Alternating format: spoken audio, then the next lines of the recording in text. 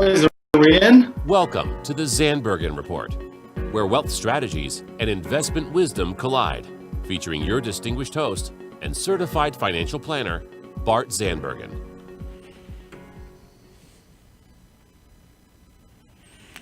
Bart Zandbergen, are you there?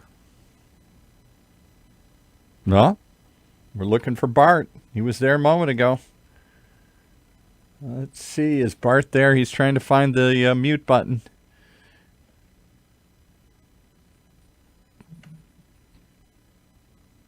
He's all right. We're going to hold on here for 1 second till we get Bart tuned in. He was all tuned in before there, and now he did something magic and figured it out. So is Bart there? Where in the world is Bart? Welcome to... Now we are. Let's try it again. Bart Zandberg, ladies and gentlemen.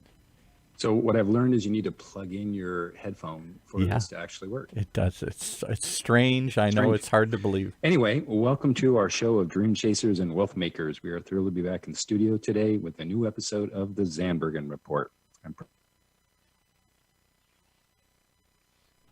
Oh, did we lose you again there? I think we lost Bart for a second there. Let's see if let's play a quick commercial. We'll try and run it all over again here. Yeah, I think Bart has left the building there. All right, hang on. We'll play one more commercial, and we'll come right back and see if we can sort all this out. For those of you listening live, the joys of live radio today here only on OC Talk Radio. Downfall. Citigroup launched a new arm within its investment. I'm on the observation deck of the Empire State Building to demonstrate how much material waste management recycles. As North America's largest residential recycler, last year alone, waste management recycled 12.9 million tons. How much is that? Let's do the math. True disaster looks Carry the like, six. right? Which was It's enough to fill this building more than 27 times. With experience like that, we're bound to have a program that can help your business recycle. Talk to Waste Management or visit thinkgreen.com. All right, here's what we're going to do. We're going to play the intro music all over again, and we're going to bring Bart Zandbergen, and we're going to get the nice, clean recording here. So hang on, folks. Welcome to the Zandbergen Report, where wealth strategies and investment wisdom collide, featuring your distinguished host and certified financial planner, Bart Zandbergen. Welcome to our show of Dream Chasers and Wealth Makers. We are thrilled to be back in the studio today with a new episode of the Zandbergen Report. I'm proud to bring in the movers, shakers, and difference makers who are passionate about sharing what they have learned and what you need to know today. And today, I'm so pleased to have Mark Taylor and Diller Mason of Mason Taylor Associates from Compass Real Estate. Gentlemen, welcome to the show. Thanks, Bart. Good seeing you again. Yeah, likewise. Second time's a charm, Paul. We made it happen. Second time's the charm there. Well, you got two guests, so we had two intros there. Yeah, there we go. So, how's everybody doing today? Doing well, just trying to stay cool. Turn the AC on for the first time this year. Okay. Yeah, I see a little sweat going on over there, Mark. Yeah, kind of scrambling with the two kids at home. They closed down our office for the COVID. So just trying to figure out where it is quiet with enough light in our house. Awesome. All right. And Dylan, nice to see you. Nice to see you. Thanks for having us, Bart. Sure, of course. And I'm going to get Bart to put his camera down a little bit so he doesn't hide behind it there. There we go. See if we can get him on the camera there too. Everybody's there. You're all looking sharp and ready to roll here. All right, let's do this. So, Mark, Dylan, again, thanks for being on the show. We are, as we've known and said for weeks now, we're in unprecedented times, and you guys handling the areas of real estate. First, tell us a little bit about your business and what you do and how you go about it, and then let's just kind of evolve into what's changed and what you see happening and so forth. So, let's start with what your practice is all about. Yeah, no, thanks for having us. So Dylan and I are business partners. We have been working together almost 9 years. Started our business partnership at Home Sotheby's, which is now Pacific Sotheby's. And a few years ago, we were part of the 24 that took the leap of faith and jumped over and opened the Newport office for Compass. So we just celebrated just our third year. So we're now just over 3 years. Our team has grown to, we are now at 7 people. We have 5 licensed agents. We have a new gal who is in the process of getting her license. And then we have a full-time kind of a marketing manager. Okay. Now, how did you guys actually get into the business? You're both young gentlemen. I got into the business, Bart. My mother sold and still has her real estate license in Northern California in the Napa Valley. So I grew up in and around real estate offices, and it was either that or the wine industry. And I wanted to get out of Napa and found Newport Beach, Corona del Mar area, and set up shop right after college in 2005. Okay, great. How about you, Mark? Yeah, I was, I took a different path. After high school, I moved to Mammoth for a few years, came down here, attempted to go to school, didn't quite pan out for me. I was bartending on the peninsula and had a regular, he and I got to know each other over the time. He introduced me to his real estate agent. At the time, my regular was a developer and had done several big developments each year. Introduced me to his realtor, who became my mentor, and he also mentored Dylan a few years before myself. So, coming in that way, Dylan and I were introduced by, his name is Greg Lombardi, and naturally, Dylan and I both we had this motivation. We're the only guys in our office that were in our 20s. At the time, I believe I was 26, we're both 26 years old. And we just wanted to, just like everyone who gets into real estate, we wanted to go after it. Yeah. All right. So speaking of going after it, tell us how the last 3 months have been for you.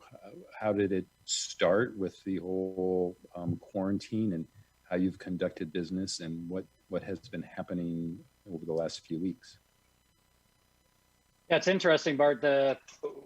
What happened initially when COVID presented itself, there was I think what everyone was experiencing across all markets and throughout the world was, felt like the sky was falling. There was a lot of uncertainty, unprecedented times. And what we experienced in the real estate market was, prior to COVID coming to the scene, was we were cranking on all cylinders. The real estate market was humming along. It was a seller's market. It was busy. We were just getting ready to head into our busiest quarter of the year. And what ended up happening is when COVID hit, we were thrown into essentially a stalled out engine, a neutral market. Buyer demand dropped by over 50%. The supply of homes dropped over 50%. We still had a couple properties that traded during the early stages of COVID.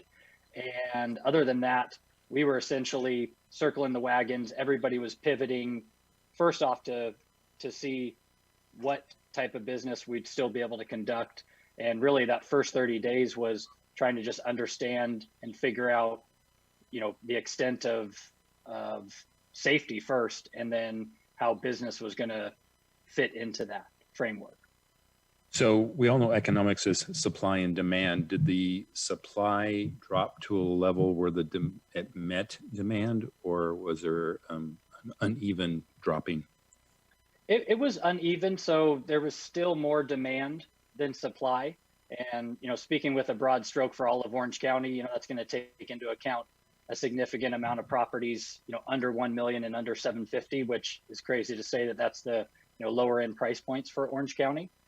But across the board, as you start getting up into the million plus, 2 million, and then 4 million, that demand was lower than the supply. And we're starting to see that thaw out over the last 4 to 5 weeks. Okay. So you got through the first 30 days, and then what happened? I'm sure there was adjustments as to how you could even show a house, right? Correct. So there's a COVID-19 disclosure now that's required to be signed by the seller, the buyer before any and every showing. So that's additional paperwork that's being covered. There's guidelines for entry into a property, wearing a mask, not touching anything. And then the way we're exposing our listings now, like many agents are doing, we're filming virtual tours of the property. We're having a 3D mapping for virtual tours online by potential buyers. And we're really requiring everyone to review the information, get comfortable with the floor plan virtually, so that when they're coming for a showing, they've checked the boxes and they're not going to walk into one room and walk out because they don't like the setup of a specific house. Okay. So you've kind of streamlined the process, at least the physical process. Yeah, Absolutely. We've definitely, we've broken a few rules here and there, a few boundaries. We're doing it very responsibly. I'd like to say they shut open houses completely down. We've still maintained a few open houses during this, and we're just operating them in a completely different manner. We're greeting everyone out front. We're only letting one party in at a time. We're only allowed 4 people at a time in a home. But when we greet them with the forms that they need to sign, provide them with masks, booties, pens, everything that they get to keep, so no one's reusing anything. And also, we've really focused a lot on social media. And like what Dylan said, we're getting videos shot, not just the Matterport 3D. We're actually getting videos shot. We're focusing a lot on digital advertising. And it is hitting all the publications, papers, social sites, and we're announcing open houses by virtual Zoom or in person for private showings, and really just doing whatever we can to bring in as many people as possible. So we're now 90 days into this, more or less. The volume of your sales, I guess, this period compared to a year ago, is it less or same? So we've had this conversation several times over the last couple months. Bart, is our individual production for our team, by our estimation, we're tracking pretty similar to last year. Maybe we'd have 1 or 2 other homes in escrow or listed, but those clients are simply waiting for some additional time to pass, and they're still going to be sellers and buyers. They're just pressing pause, which I think there's still a good chunk of the community out there that's just waiting a little bit to see how everything shakes out in the overall economy. But about 5 weeks ago, we definitely bottomed out as far as the decrease in demand and supply. And since then, really last 4+ weeks, demand across Orange County has gone up 72%. And that's trailing supply. Supply's only gone up 16%. So what we're still experiencing right now is a huge appetite for additional listings that we would have seen come to market April, May, June, be in escrow before July 4th, when we slow down a bit for the summer months. We're anticipating now that busy selling season simply being delayed into June, July, August, and a real busy 3rd and 4th quarter. So with that ratio of supply and demand, how has pricing held up? So pricing, it's still relying on fair market value. We're not seeing pricing shoot up. In particular, pricing across the board did not take a hit as a result of COVID. So you still have to price your property appropriately. But again, it's going to be specific to the price point where you're at, what you can expect in terms of multiple offers or going over asking. So it's very price point specific and neighborhood specific. I would think that the lower interest rates, potentially getting lower, I know that sounds odd, but that's got to be helping pricing and activity a little bit, right? It absolutely is playing a huge factor with rates close to 3%. And I think the other thing is the lack of inventory is pushing buyers to secure properties and lock in a payment, as opposed to, gauging or trying to time the market perfectly where we are in the, the market cycle. It's a real thin fence to walk, I think, because there's the one side, okay, what if, and I know that's another conversation about the economy, especially even based on this last week, but what if the economy gets worse and the pricing of real estate goes down, considerably, versus do we lock in, to your point, a great interest rate with a great 30-year payment, whatever that term is, knowing what it's going to be, and still getting a good value on the house. So that's a thin line to walk. Absolutely. And when we work with our clients, Bart, we always like to provide information and the two options and not steer. They've got to make that decision based on their comfort level. And, even Mark and I have a nice dichotomy. I'm a little more conservative in my views, and I like 30-year fixed loans and forget about it. I plan on owning a property forever. Mark likes, to be a little more aggressive with the arms and, go that way. So I think it really boils down to what somebody's looking at and their specific goals. We all know Mark's a crazy kid, so that's. But Bart, to answer the question a little bit fuller, like it is kind of polarizing in a sense that so a lot of the market that Dylan and I work are, 4 million and under. Probably actually realistically, let's say 3 million and under. That is 90+% of our business. And that under 4 million is primarily loan focused on taking loans. So I'd say the buyer pool of that is very, they're taking an approach of that monthly payment. Anything 4 million and up is mostly, even 5 million and up is going to be a cash buyer. So I think that market, I don't know what is in the future for them. I had lunch with one of the bigger agents who works mainly high price point on Friday, and they have no clue what's going to happen. And, right now, why would anyone wealthy with this amount of uncertainty pull their cash out? Why would you take out 5 million, 10 million and put it in a piece of primary residency? It just doesn't make sense. So it is going to be very interesting to see that divide and kind of how our market reacts once a lot of those expensive homes have been sitting for a while. I think like many businesses in this current economy and current time, it is almost a day by day, because there's new news every day and new uncertainty and new scenarios like we had this last weekend. So I understand that. But given that, what do you see? Now let's talk about going forward. I imagine you're keeping the same protocol that you've just described with the following the guidelines. And I mean, I don't see any end in sight on that, at least not in the near future. Is that what you're seeing, or are you seeing more or any open houses, like legitimate open houses? Or is that not allowed yet? We are still doing them.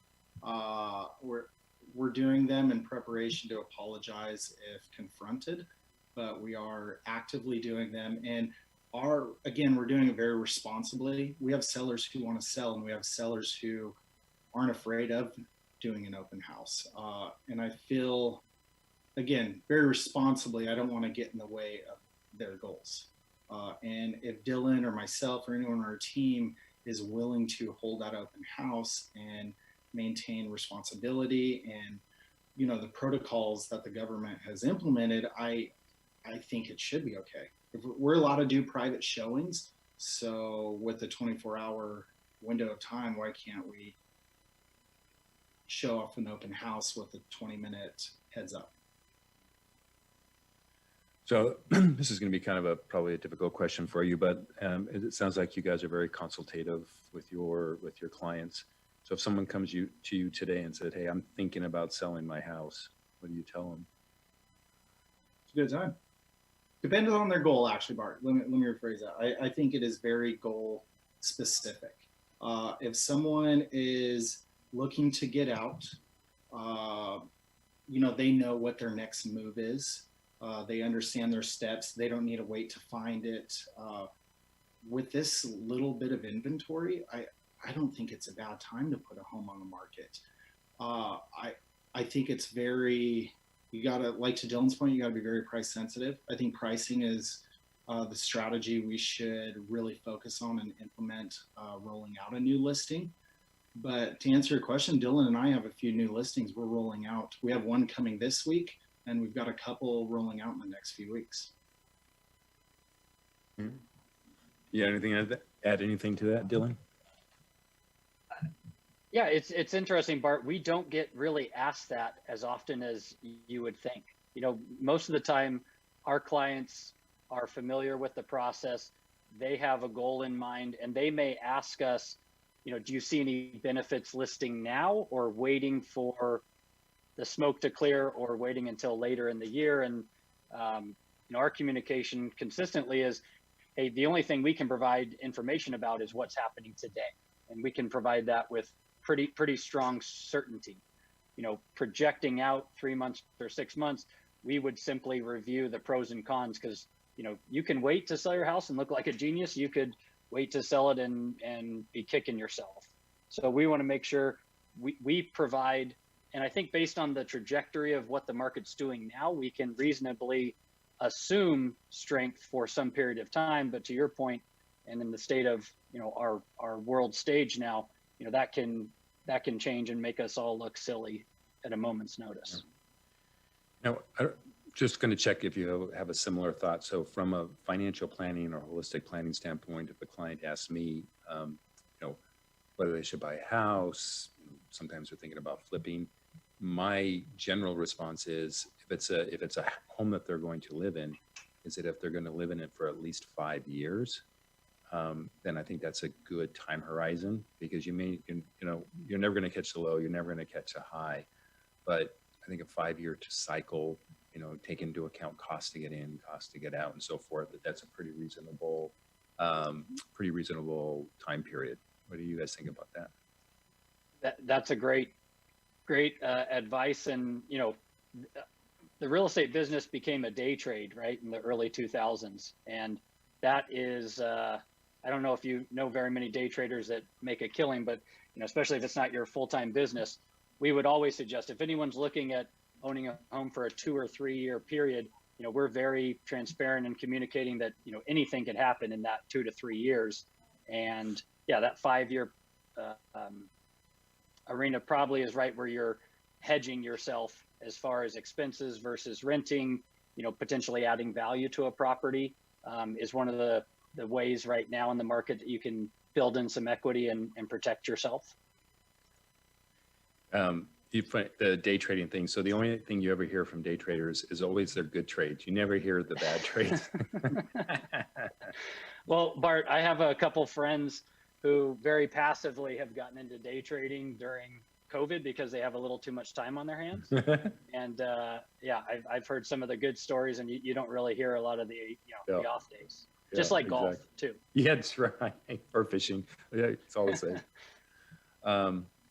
All right. We have a few minutes left. I was going to pivot to, of all things, wine for a couple of minutes. It's a passion that Mark and I share. Or anything else you guys want to cover on the real estate side before we pivot? I just say, Bart, if you ever have any questions, anybody who's listening, you know, no strings attached. We're really easygoing and always here to provide our experience and what we're seeing in any way we can ever be of service. That's really the space that we come from, and we enjoy helping people and meeting new people, and I know Mark's enjoyed his time with you as well, so appreciate it. So Dylan, thanks for saying that. Dylan, how can people reach you with questions or otherwise? So our email address is mason.taylor@compass.com. Our Instagram is Mason Taylor Associates, and my phone number is 949-294-7832. And Mark's is 949-335-8698. Wow. Hey, that's great. Can you do that, Mark? Can you say? Keep the questions rolling, Mark. By the way, Mason is M-A-S-O-N and Taylor is T-A-Y-L-O-R. Paul always makes sure that I do that. All right, we got a couple minutes left. So I think how we met, Mark, is in two of our passions, which is, I'll say this with a very quiet voice, which is clothing and wine. So those are where our lives intersected. Yeah, I think we met at the Kier Duchesne 2 years ago, and I went with a couple friends that you're mutually with and made the connection. And we all get our suits from the same place. That was part of it. Yeah. Yes. So you are a very young gentleman to be as into wine as you are. So how did that all happen for you? I guess it started, I've always kind of enjoyed alcoholic beverages. I was a bartender for years. I got a little bit of knowledge. Good start. Yeah, right. I got a little bit of knowledge into the wine, but not really until I met my wife. We met just over 10 years ago, and we'd taken a couple little trips to like Temecula. Dylan is from St. Helena, so we had gone up to visit his family and definitely was exposed. He introduced us to a few of his friends. They took us behind the scenes and we were exposed to kind of a world that I had not seen before. And it was very compelling.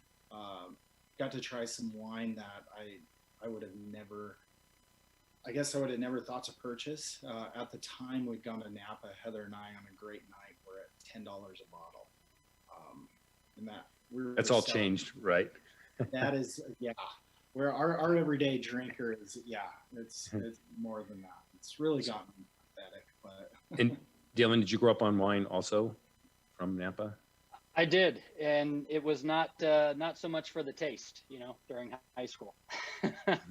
we were drinking some expensive grape juice and not really appreciating it, but going home and being able to take friends over the last 10, 15 years has been a great joy. And a lot of my friends, go to Mark first regarding wine than me. And I like to sit back and kind of just still participate. And it's beautiful country up there. So my wife is not your biggest fan, Mark, because after our last get together and I joined like 6 more wine allocations, Pinot Noir wine allocations, she's like, what are you doing? I'm like, well, my friend Mark, I need to do this. I do that too. All right. It's growing. It's growing. You sent me that list. It's the problem is when you start getting all those allocations, how do you say no? Which one do you choose? So you end up and they perfectly stagger it. I feel like they all meet behind the scenes. They perfectly stagger it, so you never get 2 or 3 in the same week, and kind of out of sight, out of mind. And then you get that monthly credit card bill, and it's not just 15 minutes ago, I got something, and they get you with the free shipping, temperature controlled, buy 6 bottles. So I got 6 more bottles of wine that I really actually didn't need. But anyway, okay, guys, I know we gotta close up here. So one of the things I get to do is ask my final thought question. It's the honor of my show. And so either of you or both of you can answer this question, and that is, what is your ultimate lesson learned over your career as a real estate professional? wow, that's a good one. I'll say mine first. Mark and I are both 36 years old, and I think the biggest lesson I've learned is nothing ever comes as fast as you want it, and it's a long road, and patience, and things happen exactly when they're supposed to and how they're supposed to, and you can control your attitude and your location at all times and stay focused on those things. Great. Awesome. You want to add to that, Mark, or are you good with that? Yeah, there's so many lessons. The first one that pops in my mind is just, it sounds dumb, but complete honesty, transparency. And if you don't know, just say you don't know. Yeah. That's actually really profound. Years ago, and that was very embarrassing. Yeah. Yeah. All right. Awesome. All right. We've already shared your contact information. Paul, anything else you can think of? No, I just want to give you my address for those 6 bottles that you really don't need. You can just send them over. All right. Freight forward. We might have to have Mark when we do our year-end holiday wine. I think so. I think so. Which is the best listened show, or the most listened show downloaded in the most fun, year. Certainly. Yeah, for sure. All right, guys. Hey, thanks so much for taking the time. Really appreciate it. Really appreciate your expertise. Have a great day. Thank everyone who has tuned in, and we look forward to being in virtual studio again next week. Cheers. Cool. Thanks, Bart. Tune in next week for the latest edition of the Zandbergen Report, Tuesdays at 2 p.m. Catch up on our recent shows by visiting bartzandbergen.podbean.com. The Zandbergen Report is also available on iTunes, iHeartRadio, and Spotify. Interested in being a featured guest on our show or have a question you'd like to hear us answer? Email podcast@bartzandbergen.com. Bart A. Zandbergen, CFP, and Letitia Burbaum, AIF, are registered investment advisors with Optivest Inc. and registered representatives with Gramercy Securities Inc., member FINRA and SIPC. Investment advisory services are offered by Optivest Inc. under SEC